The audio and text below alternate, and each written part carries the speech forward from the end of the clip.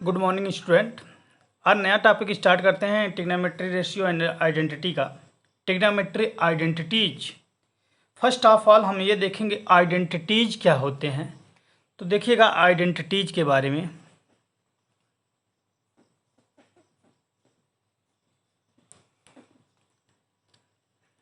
N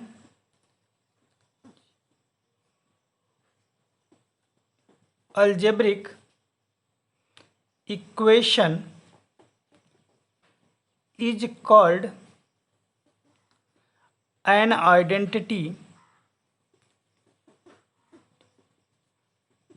if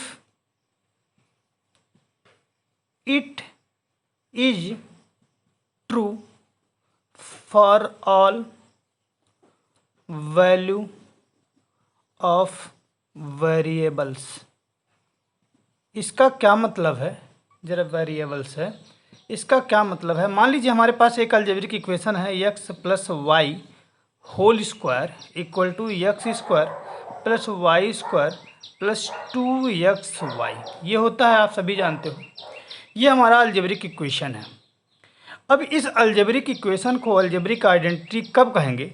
जब इस equation में दो वेरिएबल हैं, ये दो वेरिएबल प्रत्येक वैल्यू के लिए, जैसे x की कोई वैल्यू ले लीजिए, y की कोई वैल्यू ले लीजिए, ये अगर x y के सभी वैल्यू के लिए लेफ्ट हैंड साइड और राइट हैंड साइड दोनों इक्वल हो जाते हैं, ट्रू हो जाता है।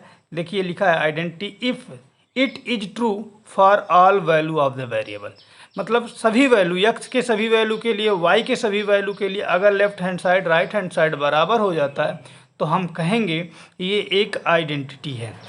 अगर अलजेब्रा का है तो अलजेब्रिक आइडेंटिटी। इसी तरह से अगर हम अलजेब्रिक शब्द ना इस्तेमाल करें और अब ट्रिग्नोमेट्री आइडेंटिटी पे आ रहे हैं, यहाँ लिख दें and trigonometric equation is called trigonometric identity if it is satisfy for all value of the variable theta. वहाँ पे वेरिएबल थीटा होता है, तो जितने भी वेरिएबल होंगे वहाँ पे एंगल में ट्रिग्नोमेट्री आइडेंटिटी में जो भी इक्वेशन होगा अगर वो सेटिस्फाई हो जाता है सभी वैल्यू के लिए तो हम ट्रिग्नोमेट्री आइडेंटिटी कहलाएगा।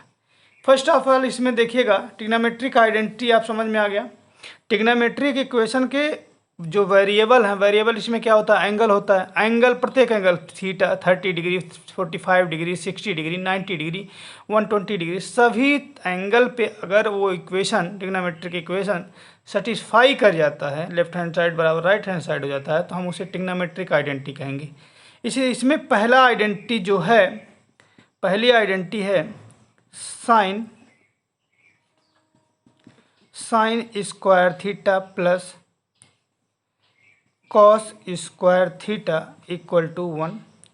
दूसरी आइडेंटिटी है 1 plus tan square theta equal to sec square theta.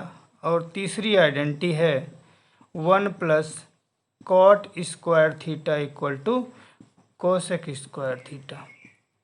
ये हमारे पास तीन आइडेंटिटी हैं, तीन ही आइडेंटिटी के अलग अलग रूप हैं। अब कहीं कहीं आपको किताब में पहली आइडेंटिटी को ऐसे लिखा होगा sine square theta equal to 1 minus cos square theta, बस ट्रांसफ़र कर दिया गया, कॉस को उधर जाएगा ट्रांसफ़र हो जाएगा।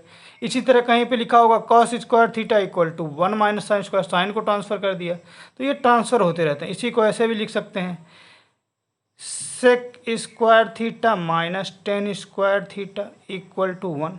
तो ये अलग अलग बुक पे अलग अलग तरीके से दिया गया है।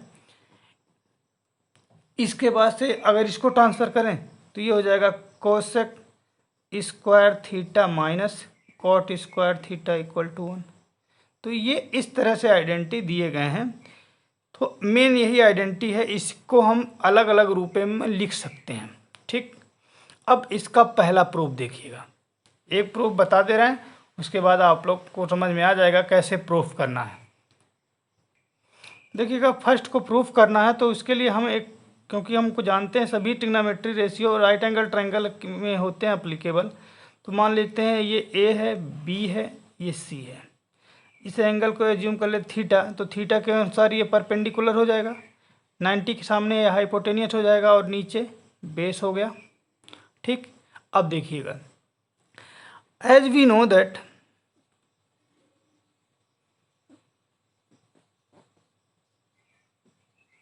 क्या जानते हो आप, इसको हम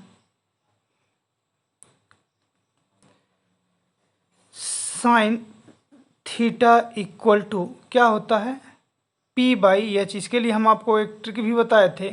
क्या बताए थे? पंडित बद्री प्रसाद हर हर बोल, ये बताए थे।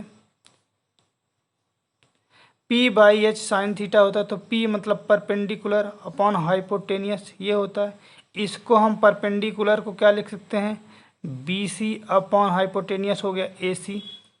इसी तरह कॉस थीटा B/H होगा, तो B base by hypotenuse, B को हम क्या लिख सकते हैं, AB अपॉन AC लिख सकते हैं। अब देखिएगा, अब हम इस राइट एंगल ट्रायंगल में पाइथागोरस थ्योरम लगाते हैं। लिखेंगे यूजिंग पाइथागोरस